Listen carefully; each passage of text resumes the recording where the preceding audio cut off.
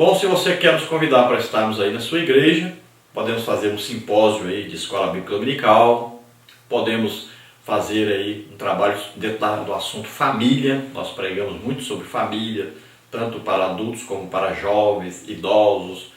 Também fazemos um trabalho de missões. Eu fui missionário, abri 8 igrejas pela graça de Deus. Também trabalhamos com ministração para jovens, fazemos muito trabalho para jovens. Tanto é que nós temos participado de vários congressos de jovens, com vários batismos do Espírito Santo, libertação, curas. Nós estivemos agora há pouco tempo aí em Guarulhos, foram 50 pessoas curadas. Agora nesse sábado e domingo estávamos em São Luís ali, domingo teve 7 batismos do Espírito Santo, teve curas, libertações. Então nós ministramos tanto dentro do trabalho da escola bíblica dominical, como da família, como da juventude, como de missões. E nós ministramos sempre cura, batismo do Espírito Santo, libertação. E sempre também gostamos que as pessoas façam o evangelismo para nós pregarmos o evangelho e ganharmos almas. Isso é muito importante. Então, nos convide, estaremos aí com você. Você vê o nosso endereço, está aí o e-mail, está aí o telefone, está aí o WhatsApp, é o mesmo telefone. Então entre em contato conosco e nós estaremos aí juntamente com você na sua igreja. Vamos então à nossa agenda para você saber onde eu estarei nos próximos dias, para você não marcar a mesma data. Então você veja aí, dias 11 e 12, ou seja, esse fim de semana, estarei em Paraupebas, no Pará. Tudo aqui, se Deus quiser, estaremos aí. Paraupebas, Pará, simpósio de EBD agora, então 11 e 12 de julho, nesse mês. Agora, nesse dia que nós estamos aí com esses vídeos no ar, nós estaremos aí em Paraupebas. Depois, dia 19/7, estaremos aí na congregação Bethesda, Imperatriz, com trabalho de mocidade. Vamos falar sobre namoro, noivado e casamento. Depois, no dia 2 de agosto, 2/8, estaremos aí na congregação Rosa de Saron, aqui em Imperatriz mesmo, um trabalho de EBD. Depois, 8 e 9 de agosto, estaremos em Dourados, Mato Grosso do Sul, festa da EBD. Depois, 15 e 16 de agosto, estaremos em Marabá, no Pará, uma festa de mocidade, Congresso Glória. Depois, do dia 21 a 23/8, nós estaremos em Ananindeua, no Pará, um simpósio de EBD e de família também. Aí no sábado de manhã nós teremos uma palestra com os idosos. Aí no sábado à noite com os jovens e no domingo para a família em geral. Os que é 12/9 eu tenho um compromisso em São Luís, que é a formatura da minha filha Débora, que está se formando em farmácia pela UFMA. Dia 19 e 20/9 estaremos em Belo Monte, no Pará, na festa de EBD.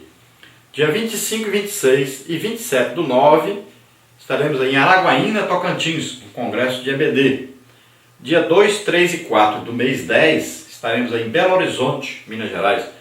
No primeiro dia, aí, na sexta-feira, nós estaremos aí numa vigília, que nós estaremos aí, já vamos chegar quase em cima da hora, chegar 10 e pouca da noite, mas a vigília começa às 11 e nós já vamos participar dessa vigília, ministrando ali os dons do Espírito Santo. Então, temos depois o trabalho de EBD também no outro dia. Então, dia 14 e 15/11, estaremos em Peritoró, Maranhão, congresso de família e EBD. Dia 21 e 22/11, estaremos em Breves, no Pará, é uma ilha lá, faz parte da ilha de Marajó, parece. Então, a festa de mocidade. E para o ano que vem, nós temos marcado apenas 4 e 5/6 em Hortolândia, São Paulo, uma festa de jovens. Então, você viu aí a nossa programação, entre em contato conosco, marque uma data que não seja uma dessas datas, nós estaremos aí então com você na sua igreja, ministrando a palavra de Deus e também os dons do Espírito Santo. Então as curas têm acontecido assim de maneira fantástica. Veja bem que agora em Guarulhos foram 50 pessoas curadas. É coisa maravilhosa que Deus está fazendo. Então nos convide, nós queremos aí compartilhar com você essas maravilhas de Deus. Vamos então agora ao nosso questionário. Olha aí, questionário da lição 2, o Evangelho da Graça. Terceiro trimestre de 2015, a igreja e o seu testemunho, as ordenanças de Cristo nas cartas pastorais. Comentarista da CPAD, pastor Elinaldo Renovato de Lima. Complete os espaços vazios e marque com V as respostas verdadeiras e com F as falsas, conforme a revista da CPAD. Então lembrando que aqui nós trazemos só as respostas verdadeiras e as frases já completas.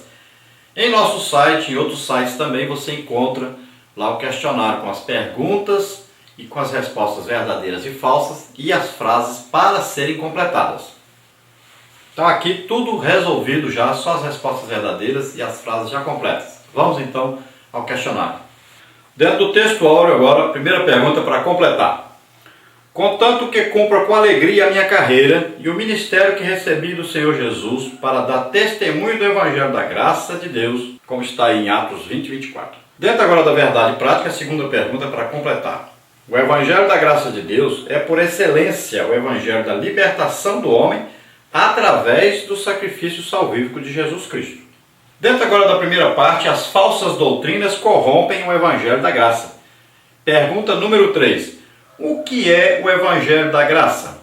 É o Evangelho libertador que Cristo trouxe ao mundo por bondade de Deus, independente das obras humanas. Paulo se referiu a esse Evangelho de maneira muito eloquente. Ele conhecia esse Evangelho não apenas na teoria, mas por experiência própria.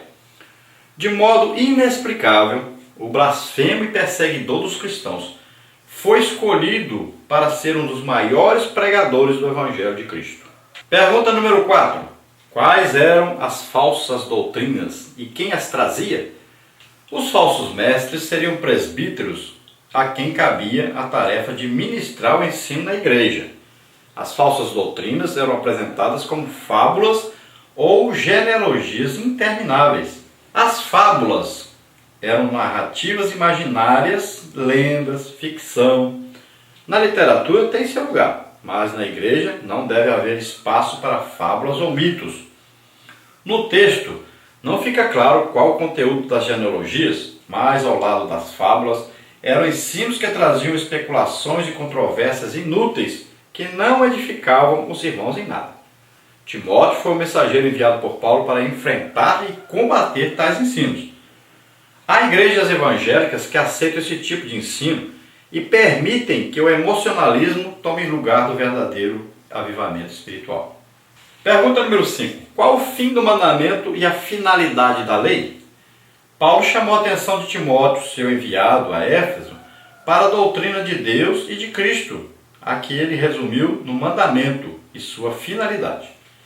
Paulo ensina acerca do objetivo da lei e para quem ela se destinava, discriminando no texto uma longa lista de tipos de pessoas ímpias que eram alvo dos preceitos legais. O Evangelho é a expressão do amor de Deus em Cristo Jesus, que alcança um homem no mais baixo nível de pecado e o faz uma nova criatura.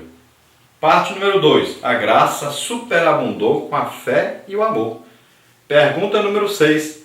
De que forma Paulo demonstra sua gratidão a Deus? Uma das características marcantes do caráter de Paulo é o ser grato a Deus.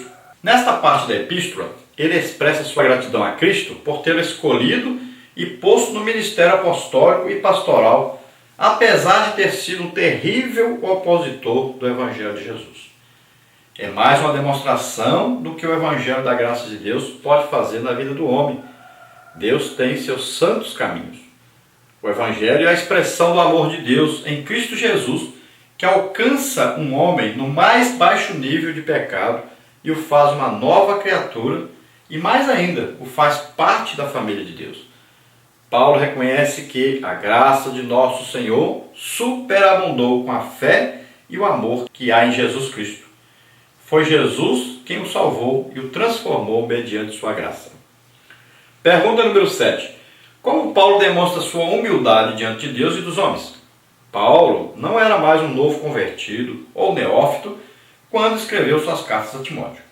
Paulo não estava usando de falsa modéstia quando declarou ser o principal pecador que Jesus veio salvar. Paulo tinha convicção de que fora salvo pela graça e não por seus méritos. Mesmo na condição de salvo, o crente deve saber que não merecíamos o dom, ou seja, o presente da salvação. Como salvos em Jesus Cristo, não temos mais prazer no pecado. Aquele que ainda tem prazer no pecado não experimentou o novo nascimento. Qualquer que é nascido de Deus não vive na prática do pecado, porque a sua semente permanece nele e não pode viver pecando, porque é nascido de Deus. Parte número 3, um convite a combater o bom combate. Pergunta número 8. Como Paulo exorta Timóteo sobre a boa milícia? Depois de orientar Timóteo sobre a difícil missão de combater as heresias na igreja de Éfeso, Paulo dá uma palavra de ânimo, encorajamento e incentivo ao jovem pastor. Como um verdadeiro pai na fé, o apóstolo diz: este mandamento te dou, meu filho Timóteo, que, segundo as profecias que houve acerca de ti, milites por elas boa milícia. Paulo lembra a Timóteo que seu ministério foi confirmado por profecia. Deduz-se do texto que as profecias eram tão consistentes que Timóteo deveria militar a boa milícia ou o bom combate com base naquilo que Deus lhe havia falado. Pergunta número 9. Como é a rejeição da fé e suas consequências? Quais obreiros entraram por este caminho? Quem rejeita a fé não fingida e a boa consciência cristã colhe os resultados de sua má escolha. O resultado é um naufrágio na fé. Paulo toma, por exemplo, Emineu e Alexandre, obreiros que entraram por este caminho. Quanto a Emineu, sua postura é tão terrível que ele é citado em 2 Timóteo 2,17. Seu nome deriva de Ímen, deus do casamento, na mitologia grega. Não se sabe ao certo qual doutrina falsa ele semeava, mas estudiosos então dizem que ambos eram representantes do gnosticismo no meio da igreja de Éfeso. Com relação a Alexandre, aliado de Emineu, na semeadura das falsas doutrinas, era tão pernicioso que Paulo considera desviado ou naufragado na fé. Sua influência era tão maliciosa que Paulo os entregou a Satanás para que aprendam a não blasfemar. Que o Senhor livre sua igreja dos falsos mestres. Conclusão. Pergunta número 10 para completar. O cristianismo nasceu debaixo de perseguição e confronto com heresias e ensinos desvirtuados. Na consolidação de igrejas abertas em suas viagens missionárias, Paulo teve que oferecer resistência e ação decidida contra os lobos vorazes que haveriam de surgir até mesmo no seio das igrejas, como no caso da igreja de Éfeso. Com a graça de Deus e o apoio de homens fiéis como Timóteo e Tito, o apóstolo fez frente aos falsos mestres que se levantaram para prejudicar o trabalho iniciado e desenvolvido em muitas igrejas cristãs. Glória a Deus. Aleluia.